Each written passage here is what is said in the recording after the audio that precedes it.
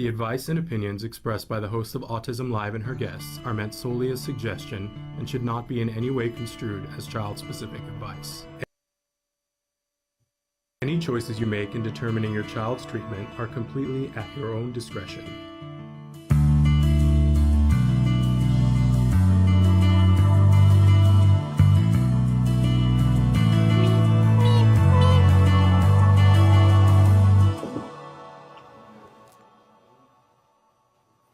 Good morning and welcome to Autism Live. I'm Shannon Penrod, proud pony, and 𝗃𝗂𝗫𝗃𝗀𝗃, and the host of Autism Live.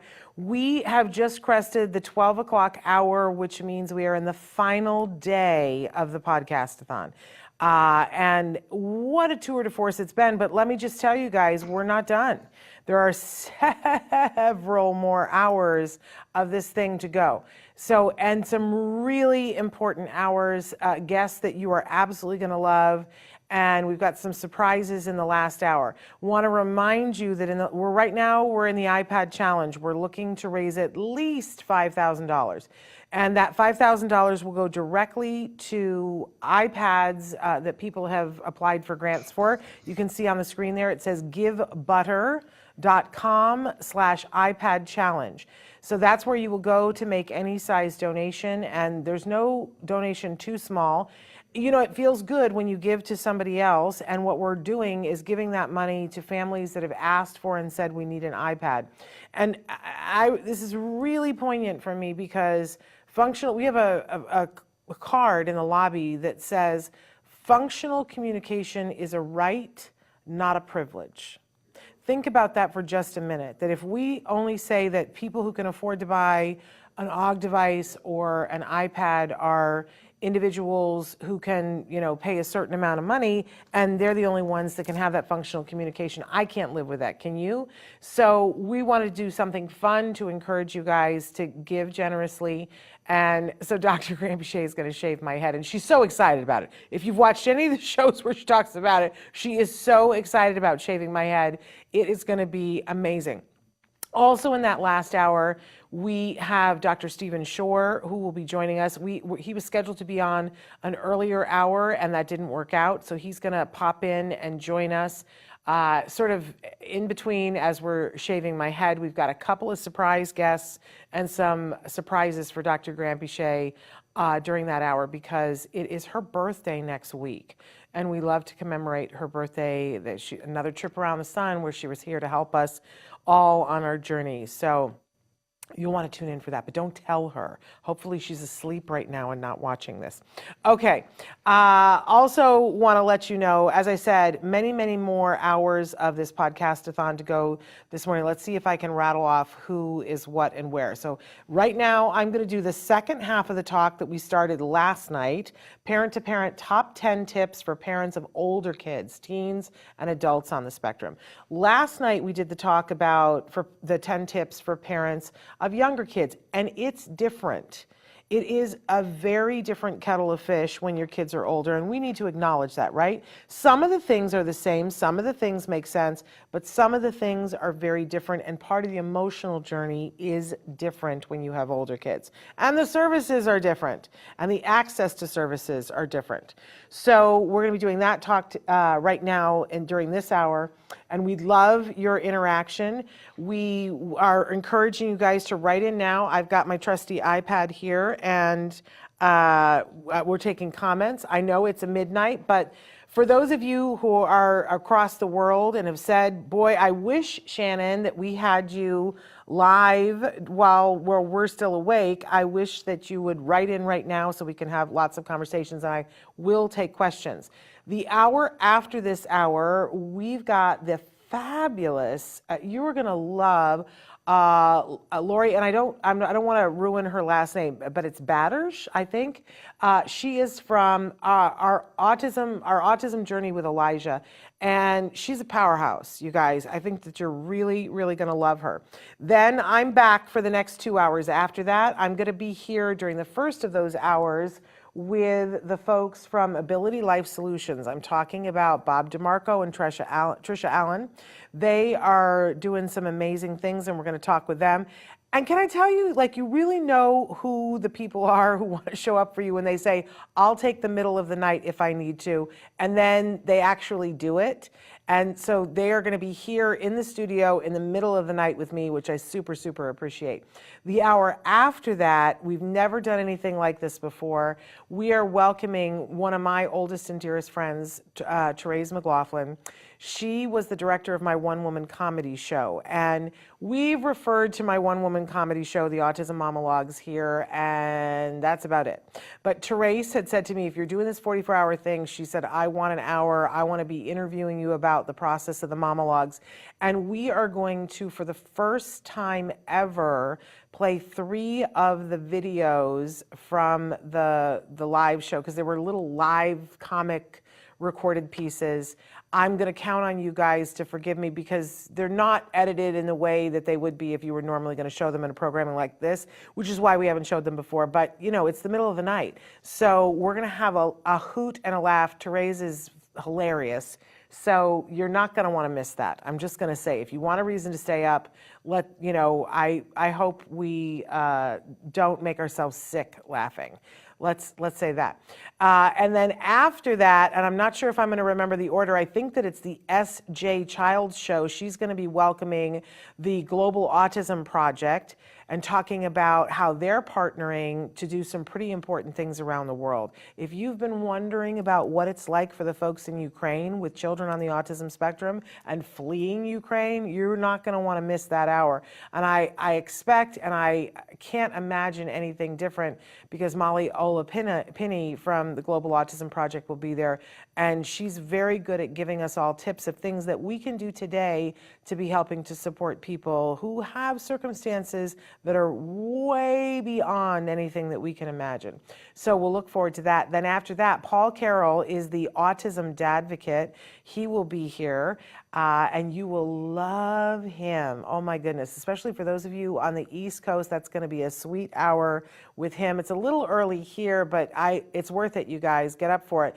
And then the 2 hours after that, so important. Tom Island is going to host an episode of Stories from the Spectrum, and he is going to have his girlfriend, who is Rosetta Walker, the Queen of Inspiration. How about that for a moniker? The Queen of Inspiration. She's going to be here. They're going to be talking about love, marriage, relationships on the autism spectrum. So I know I've been teasing that all day long today when those of you have written in and said, you know, we want some dating tips.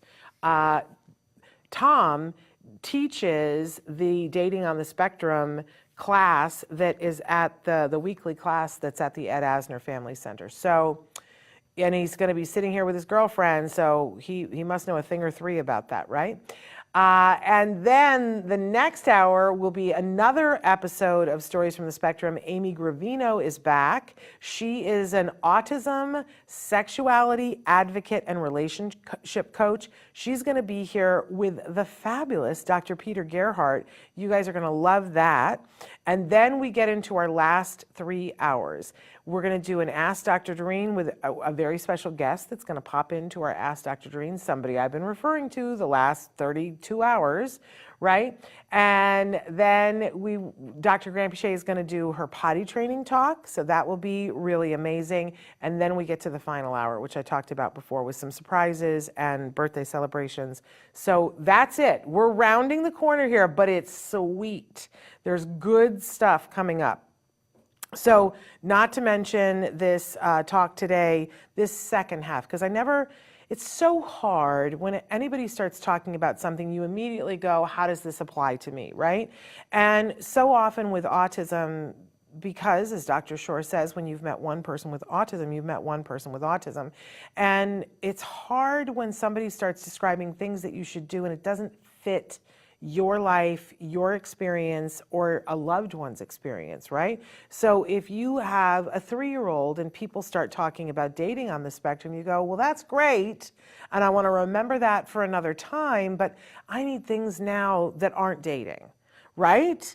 But it's the flip too for parents who have kids that are older, and I mean, you know, starting at 6, 7, 8, but then through teens and adulthood, it can be really tough.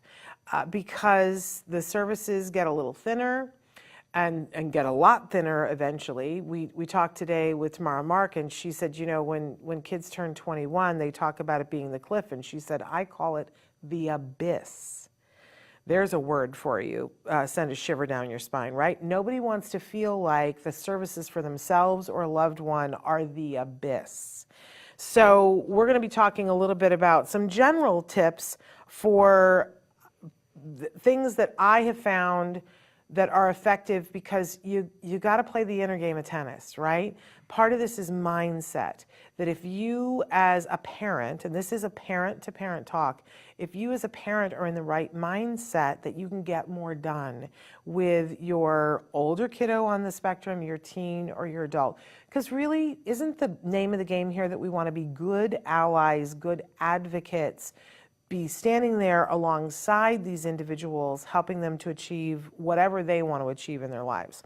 So let's get started talking about this. I always like to give the disclaimer that this is a parent-to-parent talk, that of course our show is always meant for the entire autism community, which starts with the individuals who are themselves on the spectrum. They're the beating heart of our community. But we also include into our programming things that are for people who love people on the spectrum, right? Because they need to be supported too, so that they in turn can help support their loved ones on the spectrum. And that includes moms, dads, girlfriends, boyfriends, brothers, sisters, relatives, right? It includes teachers, it includes doctors, clinicians, the whole gamut. I think it should be the entire world. If I meet somebody and they don't love people on the spectrum, I'm like, get on board here, folks. What are you doing? What's going on here? You need to find your home in this community. So we hope that this can be of help to people. So what I'm going to do, the same thing that I normally do, I'm going to breeze through these top 10 tips pretty quickly and just talk briefly about each one. Then I'm going to go back to the beginning and we'll spend a little bit more time, especially on some of them. So the main thing here for number one, you can see on the screen, it says, don't give up, don't despair. And I know that that's hard, that some of you write in and say, well, my child just got diagnosed at 14 and I feel like we missed the boat. I got to tell you that there's a time and a place for that kind of thinking, but it has to be brief. Because if your fear is, oh no, we missed something, if you take 2 weeks to really be in the grief of that, you will have missed 2 more weeks.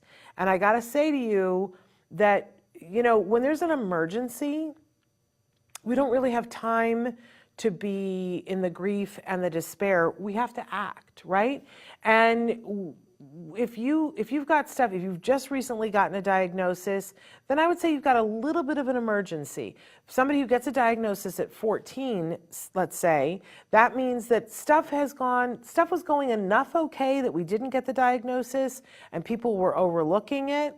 It's unfortunate, right? But now things have come to a head and now we see that we need the diagnosis, and usually that signals that there's something going on, a trauma or a place where we hit the wall of this person has been able to mask, this person has been able to get along, they've been able to fit themselves to the situation, but now they've reached a point where it's not a comfortable fit anymore. And there are many blessings in this, because everybody I know that's ever gotten a diagnosis later says the same thing to me.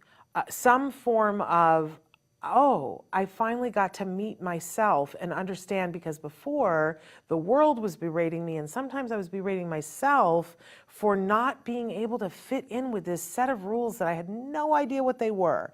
And then when they get the diagnosis, they say, oh, that's why, because I don't fit into those rules. And maybe I don't want to fit into some of those rules, yeah? So, but for parents, I know it feels like, oh no, I missed it, and I didn't get in the line, and I messed this up. And while I acknowledge that that can feel that way, I want to tell you, you get to choose how you go through this life and how you think of it. And that kind of thinking is of no use to you, and it's of no use to the person that you love on the spectrum. It really isn't. So spend however many minutes you need to on the grief, because it's a real emotion and I don't want you to poo-poo it, right? But then you got to kick it into action. And that means making a plan. So don't waste a lot of time despairing. So many people that I know, and even myself included, you know, sometimes in the beginning, no matter what age your child is, doctors will, I think sometimes inadvertently, paint a very bleak picture that isn't accurate. I don't know a single person that has been in this community for any length of time that doesn't have a moment where they get to the epiphany of, oh my goodness, my child is fantastic. Yep, they're not who I thought they were when I first envisioned my child, but they're fantastic. And when you can accept them for who they are and get to know them for who they are, you will find your life will be richer as a result of it. So don't despair. It's going to be okay. You're going to be okay. They're going to be okay. You're going to need to take some steps. So let's move on to number 2, which is it's time to make a new plan. You may have had a plan, like let's say that your child was diagnosed at 3 and you made the plan, you did the dream and you made the plan, and now your child is 12 and you have a little bit more. At 3, you didn't really know where you were going to end up on this spectrum, and now at 12 you're starting to get a glimmer of who this person is and how their life is going to play out and how much support they're going to need. That all kind of unveils itself. And around that age, around 10, 11, 12, you start to go, okay, so I can see that, you know, I thought that we were going to have, you know, a conservatorship and all these stuff, but I think that this individual is going to be able to live independently, and then you chart the course to that, right? Sometimes it is the opposite, and that's hard. We have parents who, you know, said, okay, my kid is going to be the kid who goes to an Ivy League college, and they gave it their all. And I don't understand why some kids make all the improvements that they do and other kids don't, but we know that it's not a one-size-fits-all. And so sometimes there's a new process of grief that, okay, that's not going to be our circumstance, not going to Harvard, and maybe not going to live independently. They're going to need support throughout their life.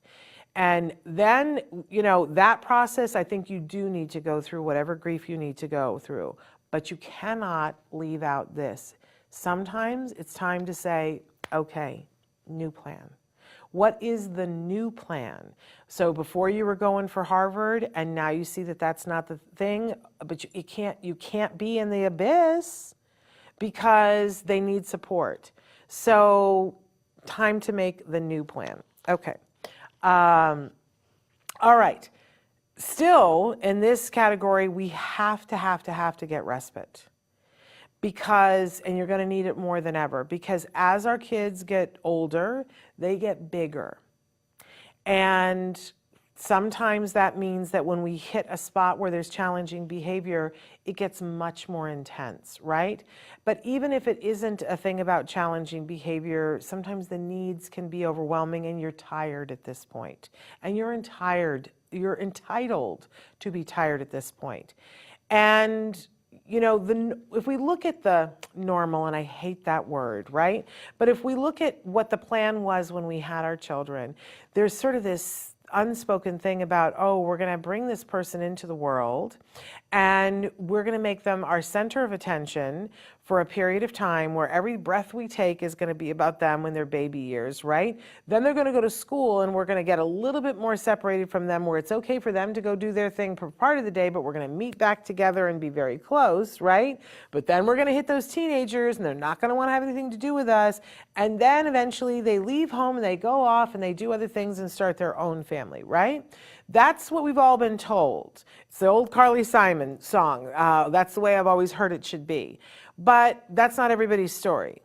And it certainly isn't everybody's story in the autism community. Sometimes our kids don't leave home. Sometimes our kids don't live independently, right? Sometimes they're going to leave the home, our home, and they're going to live someplace else and get a great deal of support. There's all different kinds of scenarios.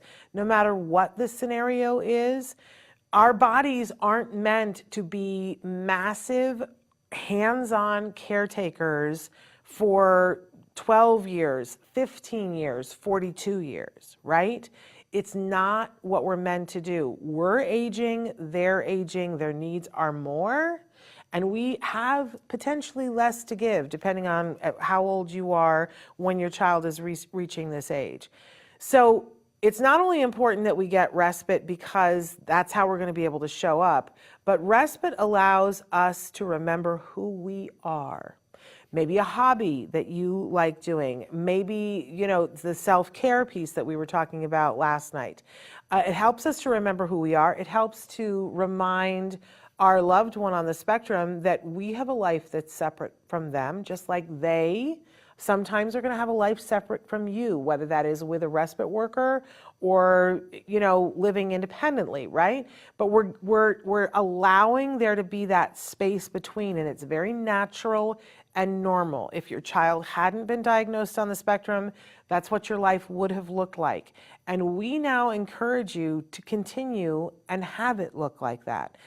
That this idea that your child, that you are going to be the main caretaker of your child until the day that you drop dead is maybe not good for you, and certainly not good for your adult child on the spectrum. Because what will happen then is that they will not only have to grieve you, but they will have to, at the same time that they are grieving you, go through a transition. That it will be very hard for them without your help and support. So respite kicks all of that off and allows us some space so that we can begin to see what that is going to feel like. So you absolutely need it. Number 4 is that you need to begin working on the ITP. Now, obviously, we were saying that this is for older children, 6, 7, 8, 9, 10, right? Those preteens and tweens and adults. So the ITP is the individual transition plan. When your child goes to school and is on the spectrum, they have the right to an IEP, that individual education plan, right? But around the age of 14, a school might start making noises about this ITP. Here's the different states have different laws and different rules, and I can't give you a carte blanche on every state, but I can tell you that in all of the states, it is supposed to be in place and being implemented on their 16th birthday. This is in addition to the IEP, so the IEP is there, but the ITP is there, and we're going to talk more about it when we come back to this. You need to start working on it, and it is never too early for you to start working on it. You can be thinking about this when your child is 6. School's not going to work on it with you when you're 6, but you can start thinking about it. As I said, we'll talk more about it. Number 5, work on essential life skills. It's very important that we are teaching coping life skills to our older children. This really becomes the priority for them. And this can look different for everybody, but life skills are essential. Please work on them. Number 6, doing things in the community, because that's going to help us towards that transition plan as well. Number 7, find local and global support, which you might notice that was one also in the younger children, because you still need it. You need people who can tell you, oh, well, this program you can do this, and this program you can do that. You're going to save time and money if you have a local and a global support group. I still recommend 𝗃𝗏 now, but there are other great ones too. Number 8, you're going to encourage special interests. When we talked with Dr. Grandin, was it last night? My God, I feel that like the number of hours, I've lost track of where we are in which day. Last night we were talking with Temple Grandin, Dr. Temple Grandin, and talking about this very specifically. That I put the choo-choo train in here because a lot of times when your child starts ABA therapy, you have all these phases, right? So when your child is 3 and your child loves Thomas the Tank Engine, everybody loves that because we know that they love Thomas the Tank Engine. So we're going to be able to play with Thomas the Tank, and we're going to learn colors while we're doing Thomas the Tank because the 3-year-old loves Thomas the Tank. Wonderful. But then all of a sudden there's this big chill that happens when your child's 6 where they go, Thomas the Tank isn't really appropriate for a 6-year-old. I really hate that. But some parents and some ABA providers, this is very important because It's not that they don't want them to play with Thomas the Tank Engine. Let's be very clear about this. It's that they want them to be able to socialize with their peers of the same age. And if the peers aren't playing with Thomas the Tank Engine, it's not that we have to completely cut Thomas the Tank Engine out, although they make it sound that way, and I don't like that. But it's that we need to build an interest in things that they can talk about with other peers. So I know it always feels like, oh, we're trying to make them conform to what everybody else likes, but it's really just trying to give them a floor of opportunity in which they can have friends. So, you know, if everybody is into Taylor Swift, and they're listening to the Wiggles, and they're at the table and people are talking about the new Taylor Swift CD, and our child wants to talk about the Wiggles, the friends, you know, the neurotypical kids don't handle that well. So we want them to have a floor of opportunity to be able to meet with those teens. But then they get a little bit older, and then we throw that rule book out and go, you know what, forget that. Because if they have an interest in trains, we're going to try to broaden it so that it isn't just Thomas the Tank Engine, that it's all kinds of trains. And then we're going to have them join a train club, and they're going to have an online group for whatever it is. We want to encourage that, because this is how you find the passion that will lead them through their lives and have their life have meaning and purpose, because it's something that they're really drawn to. People say perseveration, I say passion. And we want it, when they're older, we want to be encouraging it. But we want to stretch it and make it as big as we possibly can.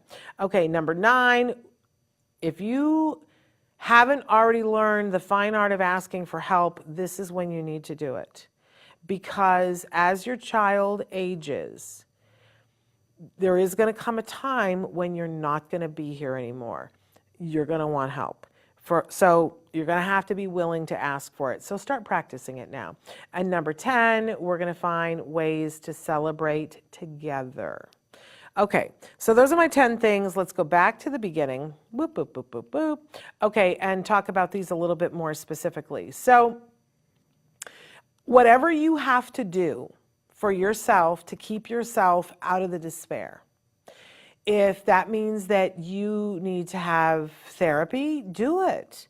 There is no harm, no shame, no foul in having therapy and having somebody that you can talk to and appropriately dump all of your feelings about everything that's going on. Some people journal, some people exercise, some people, you know, get together with their friends. Listen, some people drink and some people do substances that are considered drugs.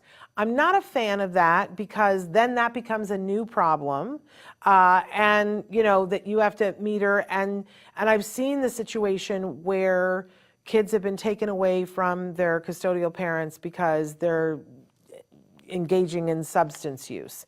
So I'm not a big fan of that when you're feeling despair. I'm a big fan of doing some of the other things. But get, you know, whatever it is that you need to help you to not get into despair. Because if you don't have hope, every day is darker, right? And hope may just be in the form of one friend who gets it. That can pull you out of the, oh, woe is me thing, right? So whatever it is that you need. Listen, I love to sit and watch Hallmark Christmas movies, and that's what I love to do to make myself feel hopeful, and people want to judge me, I'm all good about it, right? So find whatever it is that you need, give yourself that kernel of hope, but you cannot give up. And we get tired sometimes, right? But be tired, take respite, and we're going to talk about that, but then get back in there, because it's really important. And all of that is part of that new plan. So let's say that we've got a 7-year-old and you've been doing ABA for a while, and now all of a sudden they're saying, we're going to have a really hard time getting the funding for this. Well, it's time to evaluate and have a new plan. And you know, I'm a huge, huge, huge fan of ABA, and I'm a huge fan of ABA for people of all ages. The truth of the matter is they use ABA with Olympic athletes to help them get to their best performance. About half of ABA that's done in the world is not done and to have anything to do with autism. ABA is not a science that was invented for autism. Autism came along later on and said, let's try this, and found that it was very effective. But businesses use ABA, corporations, you know, as I said, Olympic athletes use the principles of ABA to get the best possible performance that they can. So there is no age limit about when ABA could be effective. What happens is as people get older, you focus more on very individual specific things, right? What do they want out of this life? And usually when I'm talking to somebody that's an older kid or a teen on the spectrum, we communicate with them however they can. If they don't already have functional communication, that has to be the priority above everything else, right? But if they have functional communication in whichever form that it is, we communicate with them and find out what they want to do. And if that's not what's steering the bus, I would encourage you to stop and evaluate why that isn't the case.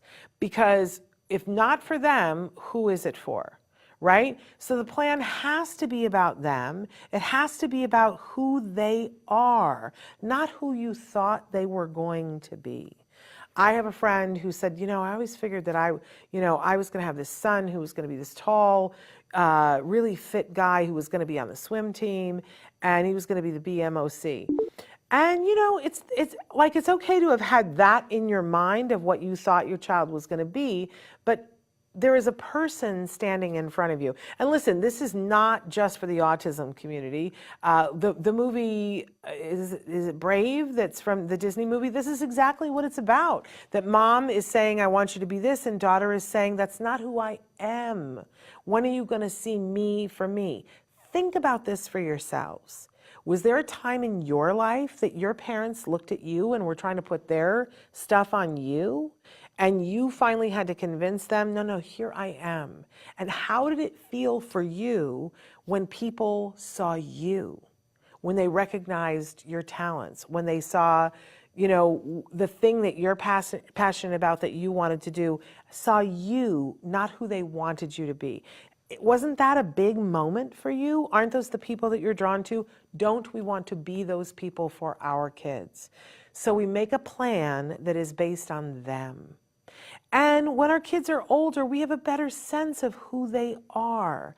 Sometimes in the early days of autism, it can be that there has been a little bit of a change because if they've regressed into autism, then they were speaking and now they're not speaking, right? We're getting to know this individual for where they are, but it really starts to shape up by the time they're 8, 9, 10, right? That we get a sense for the kinds of things that they love, the kinds of things that they're interested in, what they want to do.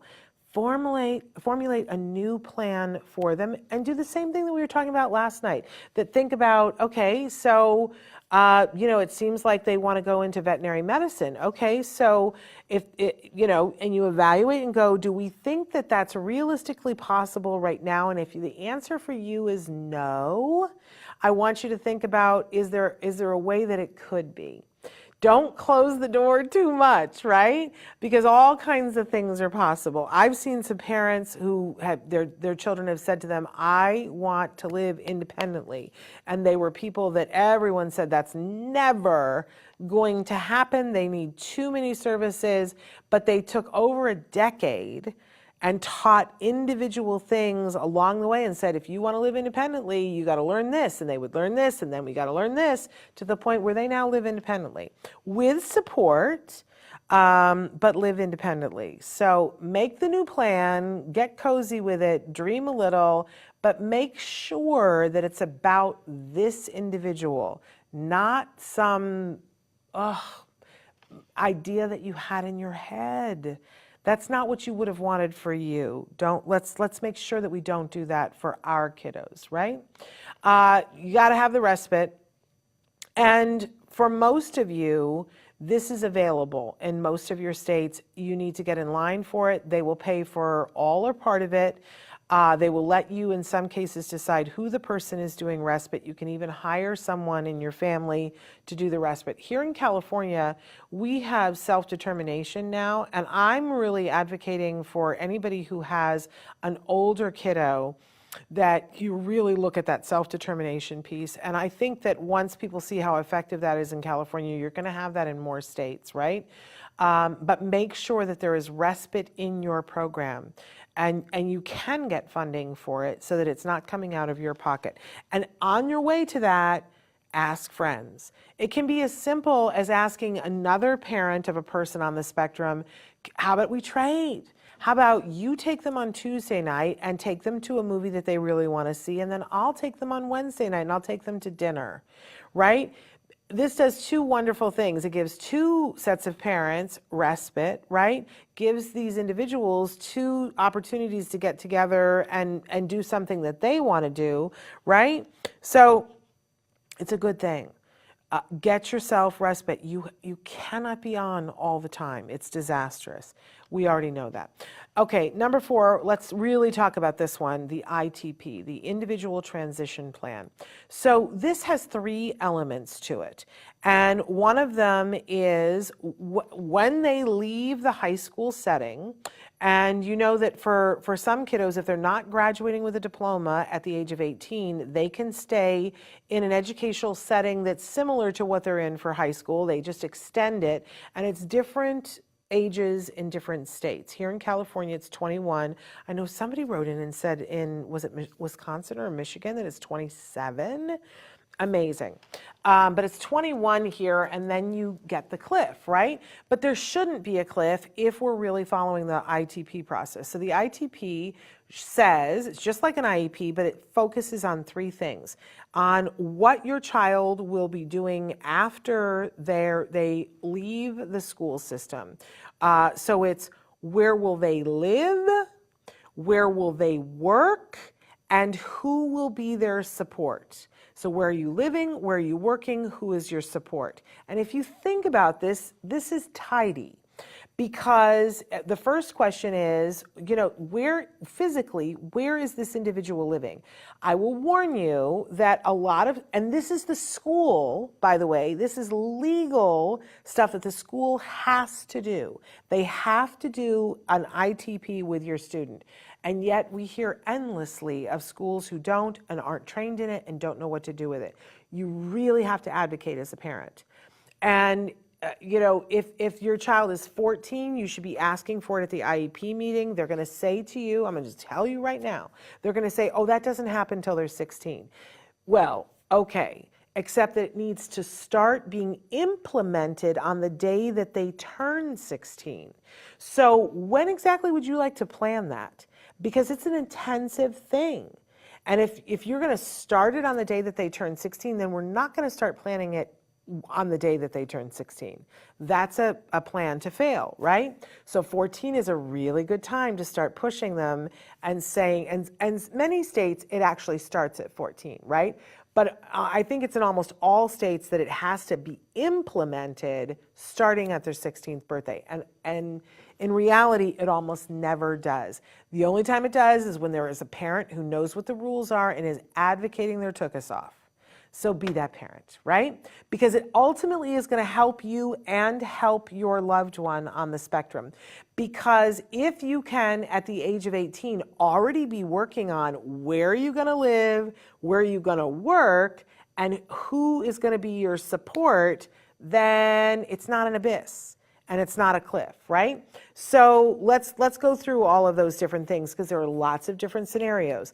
It might be that the individual stays living at home. Be wary of the school just deciding that for you, because they will. They'll go, oh, well, they're going to live with you. Well, that should never be assumed, that individuals of all ability leave and go other places. There are many colleges that take like the full spectrum of individuals who are on the spectrum. Then there's colleges like the Minnesota Life College, where people who have some challenges and need help learning how to live independently go to college just for that. There are college programs that have a moderated curriculum, and there's even Iowa State has a program that is for people who are not actually going to graduate with a diploma, with a college diploma, but still want the 4-year college experience, that independence, that meeting other people. They have a dorm with support, right? So that they're not living at home. Because a lot of young people see that other people, their siblings, are leaving, and that other people leave home, and it calls to them that they also would like that independence. And we need to make room for that, because they cannot live with us forever, because we are not immortal. I know it hurts my feelings too, but it's true. There's going to come a day and a time when we're not going to be here. And guess what? The only other alternative is unthinkable, that our kids leave before us. None of us want that, right? So we need to cozy up to this idea that we're not going to be here. And where is our kiddo then? The ITP can help us with that. So where are they living? Dream about it. Do you want them in a place where they're getting support? What does that look like? You can start looking for it and having the school help you look for it. Where are they going to work? I love this because it assumes that they are going to work. Even though the statistics are that people that are on the spectrum are woefully, woefully underemployed, right? But the assumption that if we put energy into this and help them to find where they will work, then they will have a better opportunity. Because if we're working on that at 14, I wish I had thought to bring it off the shelf, but my dear, dear, dear friend, 𝗔𝗕𝗢𝗆𝗨, who is no longer with us, she wrote the book that's pre-employment skills for ages 14 to 17. And it really is a book. She wasn't thrilled with the title of that book because her program was Autism Works Now. And she believed that if you started early working on things with a 14-year-old about, you know, how do we apply for a job? How do we interview for a job? Then you've got all those more years to work on something so that by the time you get to the point where they're working, that it's old hat for them, right? So we need to be stressing the employment piece. But then the last one, everybody sort of poo-poos, and I think it's critical. Who is going to be their support? Again, the school is going to say, well, clearly that's you. And I'm going to tell you to tell them no, that I'm not going to live forever. I need to know who else is going to be their support. Who is their community? And that includes their doctor, their lawyer, their friends. Just who's your community? Why are we acting like your child wouldn't have the same need for the same kind of community? It's going to be individualized, but that they need to have a dentist and somebody, a place where they go to buy their groceries and a place where they go to get their hair. The school can be working on all of these things, but so often parents don't know and don't push the school, and the school goes, oh, we just thought they were going to live with you and that they weren't going to work and you were going to be their support. Don't let them get away with that. Start working on the ITP. It's never too early. Okay, number 5, work on essential life skills. Oh my gosh, this is so important. Did you hear them talking about how earlier today where Rachel was talking about, Rachel Bird, about how she had to teach Kobe how to pull the tape and tear the tape. And she said, you know, he's almost 21 years old and he didn't know how to do that. And we had people writing in saying, oh my gosh, I never thought about, you know, that's a life skill and we haven't taken the time to do that because we were busy teaching them how to communicate. So cut yourself some slack. Right? You had other things that you were teaching them, but now is the time to be teaching cooking, right? To be teaching laundry, to be teaching, you know, all the things that somebody needs to do in life. That could be grocery shopping, ordering food at the restaurant, picking up a phone and calling and making an appointment, right? We need to be working on all those essential life skills. And now is the time. Anytime, you know, if you've got a 6-year-old and you're like, really, Shannon? Yes, absolutely. Teach a 6-year-old how to make themselves a snack. You don't necessarily have to teach them how to make, you know, a 5-course meal at 6, right? But it's appropriate for a 6-year-old to be able to make themselves a snack and not leave the kitchen destroyed. You can start teaching them to load and unload the dishwasher. things that they need to be able to do, and it's an opportunity to be able to reinforce them and for them to have autonomy. And by the way, this doesn't matter if they are an individual who is very impacted by autism, or they're somebody who is what a lot of people would refer to as high functioning. I don't necessarily love that term, but somebody who's able to comprehend a bunch of things. They all need to learn life skills. It means that you might teach at a different pace, or it might mean that you kind of get stuck on one thing because you're going to give more opportunities to learn it, but they all need to be learning life skills. Yeah? Okay. Number 6, do things in the community. I know that sometimes it feels like we're supposed to sit at home and hide, but you know what? You can't. Because, first of all, the world needs to see our kids. The world needs to be accepting them, and if we keep them at home, that doesn't happen, right? But you don't have to do this on your own, especially if you're on the younger of the older kid side. Hopefully, if you have your team, then you can have them help you to go out into the community. But as we're building that support team for the child, teen, or adult that is in your life, we want to make sure that their community is included in it. And that won't happen if we're not taking them to community events. For a year and a half during the pandemic, a lot of us didn't get to go out into the community. We didn't get to enjoy that, or go to a festival or a fair or a party, a graduation party, right? And even if you're somebody who doesn't necessarily love a party thing, there were times and places where you went, oh, okay, I'm kind of missing it now. I'm kind of missing standing there and picking out tomatoes at Trader Joe's with other people there, because we're not meant to be solitary people. Let's make sure that we're giving our kiddos tons and tons of opportunities to be in the community and have the community embrace them. You'll see as you do these things that things will come up and you'll go, oh, okay, I guess we need to work on that, right?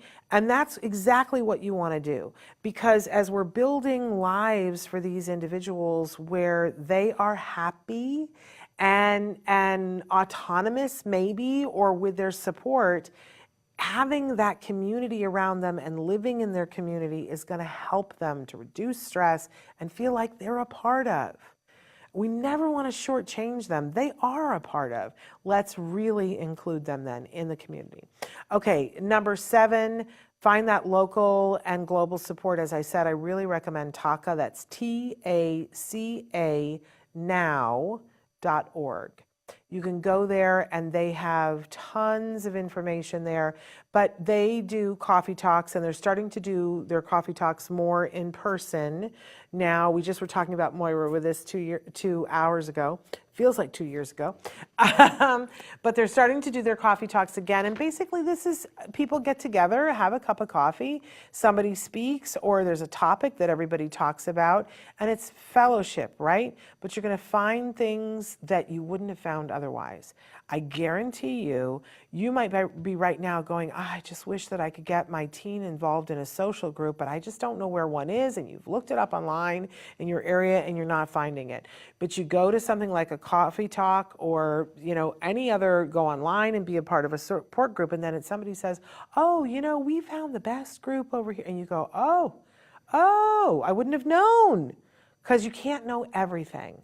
But if we band together, you know what I say, cie𝗁𝗵𝗲𝗍, we get this done.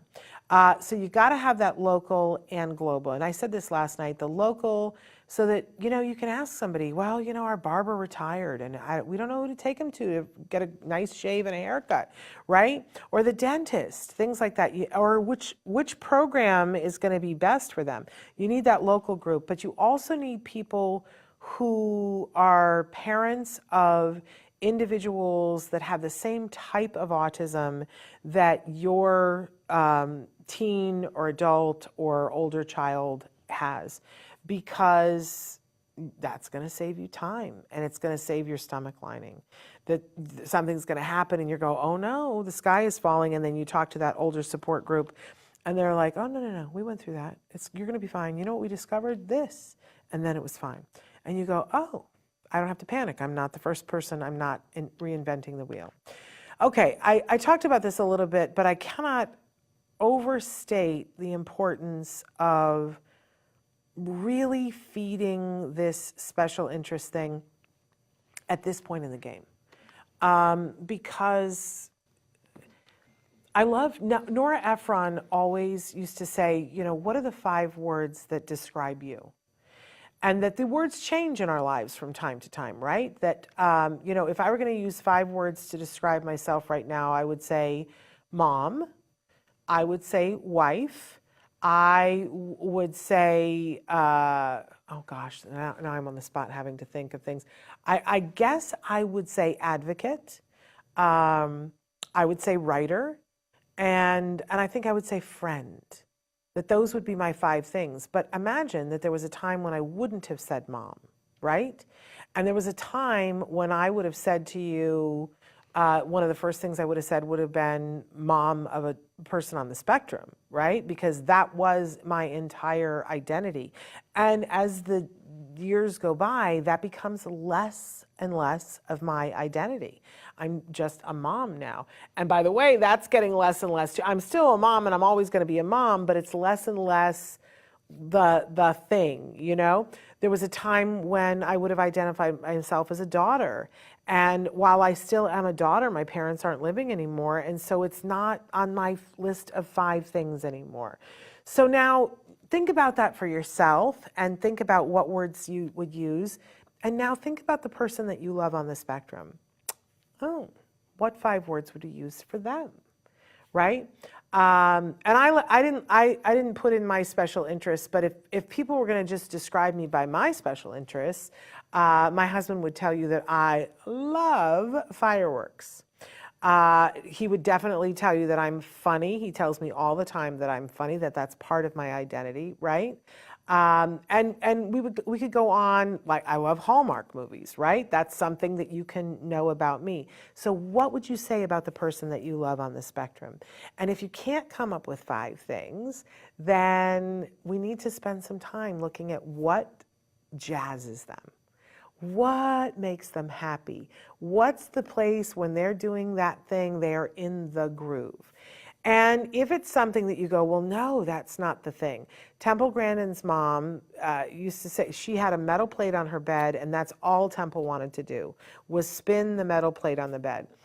And, you know, I'm sure that I know from talking to Eustacia, her mother, that concerned her. Well, was Temple just going to be somebody who sat on her bed and moved the metal plate? But she didn't ask her to not do it. She said, you know what? I don't know what it is that you get out of that, Temple, but I'm going to, you know, it's yours. You love it. So you're going to do that. It's just we're going to limit it. That you can do that an hour a day, but you also have to go down to the stalls and you have to muck the stalls for the horses. And Temple liked to draw, and she said, okay, now I want you to draw the horses. And Temple would draw the horse head. And then Mom would push her and say, well, draw the whole horse body. And eventually, you know, that led to Temple drawing buildings, and the whole turning the plate, which was part of a mechanical desire, became something. You know, she's one of the top designers of cow slaughter plants in the world, you know, but that all came about because Mom pushed a little bit, but paid attention to what it was that was of interest to her. So I encourage you to read Temple's books because she talks about this much more eloquently than I can. But I know that this is important as I think about, you know, the people that we've had on the show this week, you know, 𝗃𝗶𝗱𝗏, and he wanted to sing and he wanted to perform, and his mom encouraged that special interest. And look at him now. He is a union actor just off of a hit show on Netflix, 3 seasons. Hello, you know, and he's 20. So, you know, just spent the last 3 years living in Toronto and filming, 20 years old. He's got amazing stories to tell already. But it was because Mom fed the special interest, right? This week we discovered that he likes painting now too. Maybe we've created another special interest, I don't know. But there are so many stories like this. I love the fabulous Spencer Hart, that her mother discovered they were getting ready for something and she had Phantom of the Opera playing on the TV and went into the other room and heard this gorgeous opera voice and said, "What's going on?" And her pretty nonverbal daughter at that time was standing there singing along to Phantom of the Opera with this gorgeous opera voice. And now Spencer has performed at the White House twice. You know what I'm saying? Feed the special interest. I know that some of you are like, well, we don't see that. We don't see what the special interest is. But Temple told you last night, we just said, take them out in the community, expose them to a wide variety of things and watch. But you got to expose them to things. Okay. You got to ask for help. This is number 9. You got to ask for help. This is critical. If you think at this point, and I hope that you've let go of the idea that you're going to do this by yourself. But if you still think that it's really time to, put your hands on your head and save yourself and say, okay, maybe I'm not omniscient, maybe I'm not omnipotent, maybe I don't have to be all things to all people, and lean into some help. And, part of asking for help is the acknowledgement of the fact that sometimes you ask for help and it doesn't show up how you want it.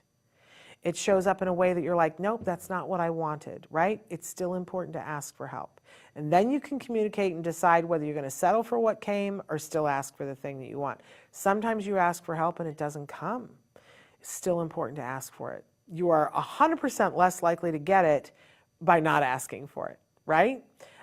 So ask for help, be clear about what help you could use, take the help when it comes, and thank people when they are helpful. But let go of the idea, it's that Edna Moll's thing about no capes because capes get caught in fans. And if you think that you're going to be super parent and you don't need anybody to be able to be the best possible advocate for your child, your cape's going to get caught in the fan. Ask for help, ask for support, if not for yourself, ask it for your child, teen, or adult, because they are going to need it. We all need help. And number 10, celebrate and find ways to celebrate together. If there is something that your child, teen, or adult loves to do, it may not be the thing that you love. You still got to find your way to be a part of that with them. And then maybe morph it into something where you find your own thing with them. I love to watch parents who have worked this out. I'm not always the best at this. I have to really, really work at it. But there are things, one of the things that I did years ago was that I went on a road trip with my son. And every night, we went to a different restaurant, and we had not been eating out because of the whole GFCF thing. But it was like a moment of celebration that we were going to go and eat out. And I love it when I get to go on a trip with my son now. I get to do that less because, he's about to be 20, and it's not cool to go places with your mom. He's going places with other people. But, I'm now trying to find other ways to celebrate with him and celebrate who he is with him. And anytime I can find something, it truly makes me happy and thrilled. And, this life is short. Celebrate everything that you can, because what's the other choice? It's not good. All right, we are out of time officially, and so we're going to pause here. We're going to throw it over to our autism journey with Elijah. And I'm so excited for you to have an opportunity to be with this very special mom as she talks about what it's like raising a son who's on the autism spectrum. And then after her hour, I'm going to be back with Bob DeMarco and Patricia Allen, from Ability Life Solutions. And we're going to have a good time. So, but here we go. Take a look at this amazing next hour.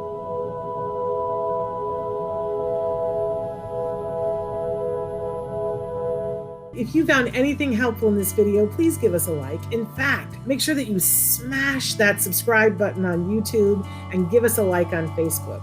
You can also follow us on Twitter and on Instagram for important updates. And please download our free podcast wherever you get your podcasts. Thank you so much. See you next time.